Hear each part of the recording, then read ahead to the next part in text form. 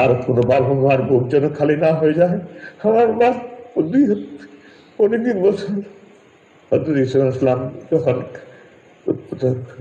তার ভাইরা কুয়াতে ফেলে দিল, ইয়াকুব ইসলাম কাঁদতে কাঁদতে কন্ধ হয়ে গেছেন। আমার মা আমার জন্য এরপর 3টা বছর কাঁদতে কাঁদতে আমাকে না আগে দেখে চলে গেছে।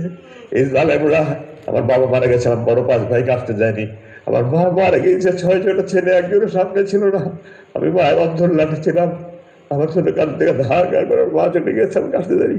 আর যেন কোনো মায়ের বুকে খালি না হয়, আর যেন মায়ের কোনো কান্না না হয়, আপনারা দয়া করে ব্যবস্থা করেন। ছাত্র জনতা সবল বিপ্লব সিক্ত নতুন বাংলাদেশ আমাদের জন্য বিপুল সম্ভাবনার নতুন দ্বার খুলে দিয়েছে।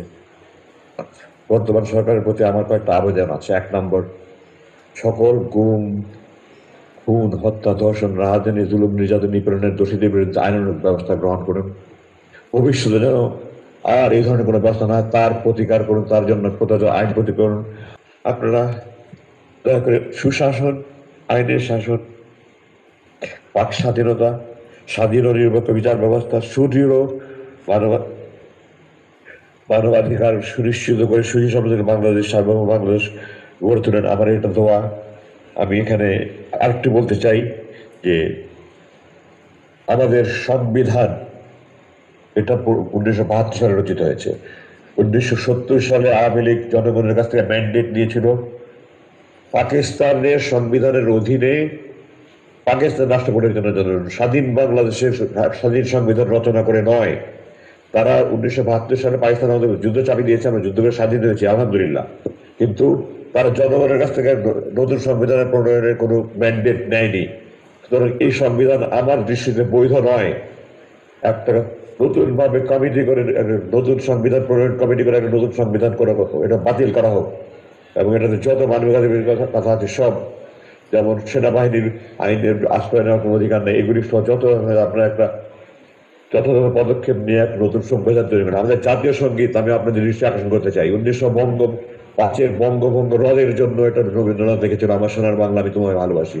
এই জাতীয় সঙ্গীত 2 বাংলা এক করার জন্য জাতীয় সঙ্গীত। আমরা কি 2 বাংলা এক হতে চাচ্ছি? আমরা কি স্বাধীন বাংলাদেশ থাকতে চাই, না ভারতের পশ্চিমবঙ্গের অঙ্গীভূত রাজ্য হতে চাই ভারতের? আপনারা বলেন। আমরা স্বাধীন বাংলাদেশ চেয়েছি, স্বাধীন বাংলাদেশ থাকতে চাই। এই জাতীয় সঙ্গীত আমাদের স্বাধীন বাংলাদেশের অস্তিত্বের পরিবর্তে আমি জোর দাবি জানাচ্ছি নতুন জাতীয় আমাদের নতুন জাতীয় সঙ্গীত আমাদের তৈরি করা হোক। এবং এই মিথ্যার উপরে কোনো জাতির ইতিহাস প্রতিষ্ঠিত হতে পারে না। একজন মুখের কথার উপরে কোনো ব্যক্তির জাতির ইতিহাস।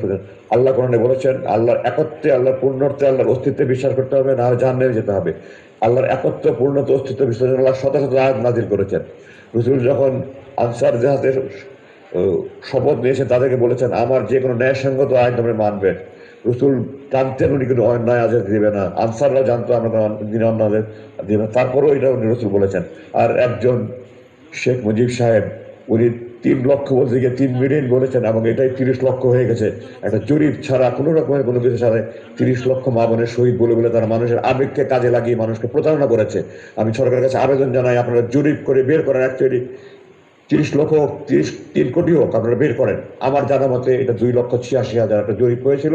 এটা 2,86,000 ছিল দেখে তারা প্রচার করেনি। ওই 3 লক্ষটাকে 30 লক্ষ বানিয়ে তারে 2 লক্ষ মা বোন ধর্ষিত হয়েছে। এখনো সময় আছে, এখনো সেই বাস্তবের লোকজন বেঁচে আছে। আমরা সারা দেশে একটা জরিপ করে এই 3 লক্ষ না 30 লক্ষ, 2 লক্ষ মানুষ শহীদ হয়েছে কিনা জাতিকে সত্য ইতিহাস জানতে দিন। আমাদের নতুন প্রজন্মকে মিথ্যার উপরে আপনারা জাতিকে গড়ে তুলতে দেবেন না। দয়া করে আল্লাহর ওয়াস্তে আপনারা যদি দেশপ্রেমিক হন একটা সত্যিকারের জরিপ করে এটা ব্যবস্থা করেন। আমি আমার বক্তব্য আর 1 মিনিট বলে শেষ করতে চাই। আমরা বাংলাদেশে ধর্ম, গোত্র, বর্ণ নির্বিশেষে সবাই বাংলাদেশী। একটা স্বার্থান্বেষী মহল বিভিন্ন ধর্মাবলম্বীদের ধর্মোপাসনালয় বা তাদের এলাকায় গিয়ে আক্রমণ চালিয়ে বাংলাদেশের ভাবমূর্তি ক্ষুণ্ণ করার চেষ্টা করছে। হিন্দু, খ্রিস্ট, বৌদ্ধ, চাকমা, মারমা নির্বিশেষে আমরা সবাই বাংলাদেশী। আমরা সবাই বাংলাদেশী। মুসলিম অধ্যুষিত হলে আমরা বাংলাদেশী। আমাদের পরিচয় একটাই, আমরা বাংলাদেশী। আমরা ঐক্যবদ্ধভাবে একটা সুসংহত জাতি গড়ে তুলতে চাই। এবং আমি অন্য ধর্মে বিশ্বাস না করতে পারি, আমি চাঁদ দিতে প্রস্তুত আছি যেন অন্য ধর্ম মহিলারা তাদের ধর্মীয় উপাসনা যথাযথভাবে করতে পারে।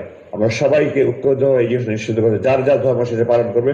আমরা সবাই বাংলাদেশি, আমরা হাতে হাত মিলে আসুন এদেরকে শক্তভাবে দমন করে আমরা আমাদের একটা স্বাধীন সমৃদ্ধ শক্তিশালী বাংলাদেশ জীবন করি, আমাদের স্বপ্নের বাংলাদেশ করি, আমাদের প্রাণ দিয়ে বহু প্রাণের বিনিময়ে এই অর্জিত বাংলাদেশ, নতুন দ্বিতীয় বাংলাদেশ স্বাধীনতার যে শহীদ এবং বীরত্বপূর্ণ যারা কাজ করে তাদেরকে যথাযথ খেতাব দিয়ে পুরস্কৃত করে আমাদের যার যার দায়িত্ব পালন করে আমরা একটা সুখী সমৃদ্ধ আমাদের প্রাণের বাংলাদেশ, সুখের বাংলাদেশ, সমৃদ্ধশালী বাংলাদেশ গড়ে তুলি, এই আবেদন রেখে আমি আমার বক্তব্য